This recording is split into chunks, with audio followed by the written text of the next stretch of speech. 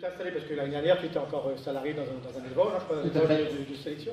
Oui, donc de sélection lignérale donc sur la commune d'Élian. Et est-ce que tu cherchais justement un type d'élevage, un lieu où t'installer, ou comment c'est Donc venu en fait, j'ai eu la volonté de m'installer fin 2010, début 2011, la volonté de m'installer datait d'avant, mais où j'ai vraiment commencé à chercher, donc c'était à peu près dans ces années-là. Et donc j'ai eu le premier contact avec Porfumad à l'époque, et puis des autres groupements, parce que je pense qu'il faut aussi s'ouvrir au maximum et se faire ses propres convictions, se faire son réseau, travailler aussi en complémentarité aussi avec les fabricants d'aliments qui ont leur réseau, avec les voisins qui étaient à la recherche d'un élevage. Donc ma zone de recherche c'était le centre Bretagne, centre Finistère et Sud Finistère. Et puis j'ai visité à peu près 10-12 élevages durant ces 7 années. Et en juillet 2014, Borrelia m'a fait visiter un élevage sur la commune de Sker une première fois, et on a fait une deuxième visite où on a approfondi, donc c'était une visite de découverte, une visite d'échange avec ce qui était mon cédant, et ensuite on a approfondi les choses avec une visite de bâtiment qui permet de bâtir un projet, d'estimer les travaux. On soulève les cailloutis, on regarde les poutrelles, on regarde la cohérence, on mesure les salles, le nombre de mètres carrés, le nombre de places, on regarde le potentiel réel de l'élevage, quel est mon projet derrière, suivant par rapport à ce que je cherchais. Moi je m'étais projeté sur un élevage de 200 truies, laisseurs engraisseurs cohérents, avec fabrication d'aliments à la ferme, et du foncier sans traitement lisier. Et donc c'est ce qui m'a convaincu sur ce projet, étant donné que ça coïncidait avec ma volonté de départ, quoi. Donc ensuite est venu, après cette phase d'étude des travaux, les besoins, évaluer les besoins d'investissement, et après les parties économiques au groupement, au centre de gestion, et ensuite une discussion sur le prix.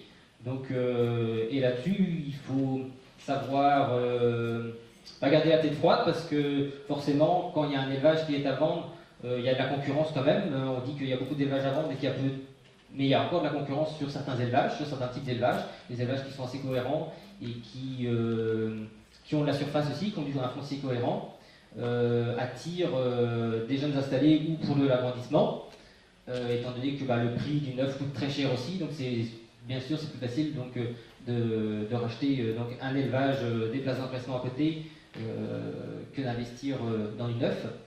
Et ne pas tomber dans l'enthousiasme pour finalement acheter trop cher et finalement se planter. Voilà.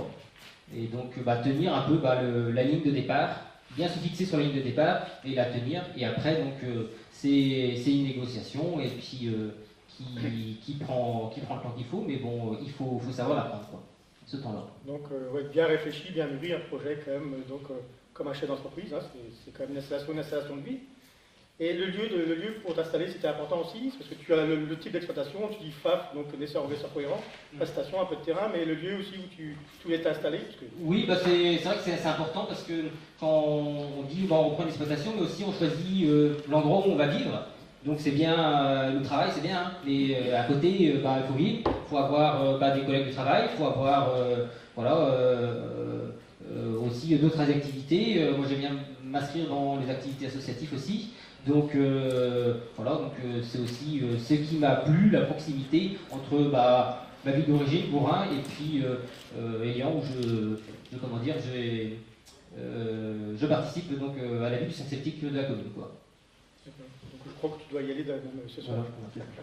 Comme quoi c'est un tout, hein, c'est une installation technique sur l'exploitation avec un choix de vie qui est derrière. Donc maintenant tu as trouvé ton exploitation, tu as trouvé ton lieu où tu vas travailler. Alors là il y a un encadrement, comme tu as dit, il y a l'encadrement bancaire, il y a le centre de gestion, et il y a un encadrement technique. Tu as choisi Borrelia, tu es parmi nous, hein, oui. Et donc pourquoi ce choix de Borrelia? Qu'est-ce qui t'a fait venir chez nous?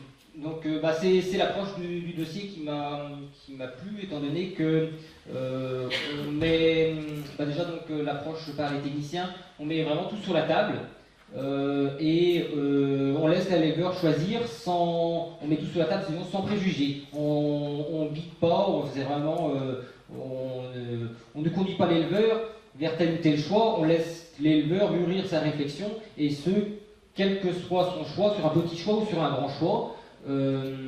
Et c'est vraiment important que l'éleveur se construise son opinion, se construise ses choix, parce que il sait pourquoi il les a pris, il sait où il veut aller, et c'est ce qui, ce qui fera tenir sur la durée ces choix-là et tenir un cap, quoi. Et comme tu sais, nous, à Port-Rivière, on parle beaucoup du prêt de revient. Oui, donc, quelque part, il faut être aussi libre de ses choix, donc, que ce soit en amont ou en aval, donc je ne sais pas si ça...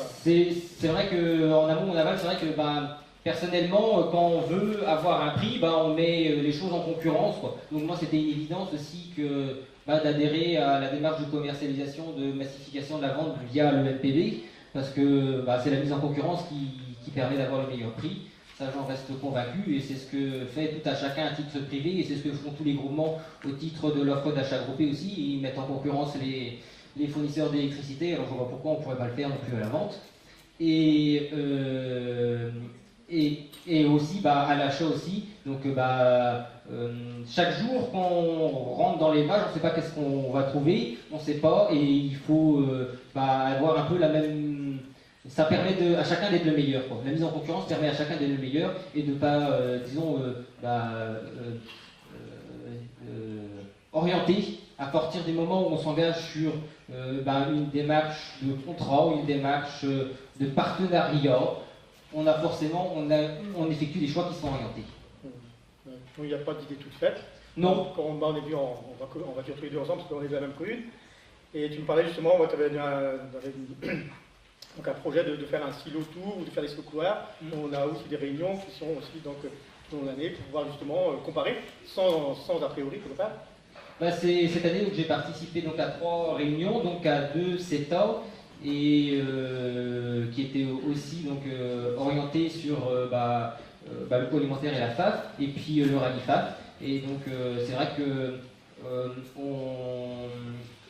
on en fait partie aussi, c'est ça, on dit groupement de producteurs de pommes, finalement ça veut dire grand chose. Ce qui, moi, m'intéresse, c'est le groupe d'éleveurs, et des éleveurs qui ont envie d'échanger, qui ont envie de partager, et qui ont envie de progresser ensemble, parce que individuellement, c'est quand même très restreint, quoi. On est quand même limité à sa propre réflexion, et si on ne s'ouvre pas aux autres, on ne va pas très loin, quoi.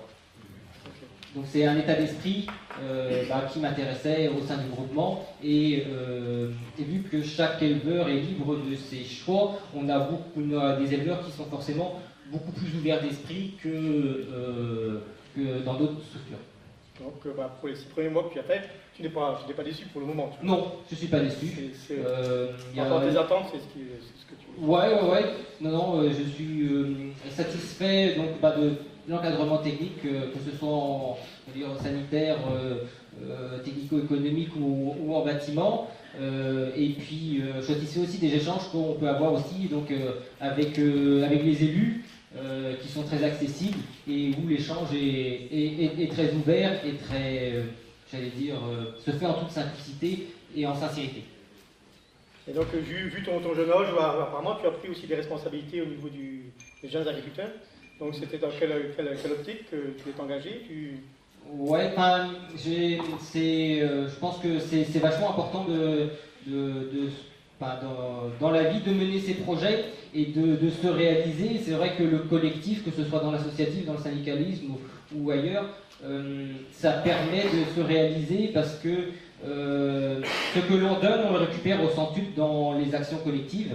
Et c'est vrai que l'engagement syndicaliste que j'ai mené depuis presque 3 ans maintenant, et suite aussi à ce qui a pu se passer aussi en 2015 au marché, et finalement rester observateur, moi ça me plaisait pas, et voilà, c'est à chaque niveau, si chacun se dit apporter sa pierre pour que les choses avancent, quoi. Et si chacun se met dans cet état d'esprit là, en se disant que demain sera meilleur qu'aujourd'hui, l'optimisme c'est une volonté, le pessimisme c'est une humeur, et il faut que vraiment je pense que Sylvie Bonnet le dira tout à l'heure, on a beaucoup d'atouts ici, et on n'a pas raison d'être pessimiste, quoi. Voilà. Dans tous les cas, on voit bien que tu es plutôt acteur que consommateur. C'est vrai qu'on a des générations, on a des tendances où les gens sont de plus en plus consommateurs, et toi tu as envie d'agir, tu as envie d'influer sur ton avenir. Hein, c'est quand même, tu es maître de ton avenir, c'est bien. Quelque part, on te souhaite bon vent, hein, malgré que dans la production pensive, il y a des vents de travers assez souvent. Mais bon, en Finistère, on est assez habitué. Mais je pense que tu as choisi la bonne boussole qui est pour rire. Donc je crois qu'on peut t'applaudir.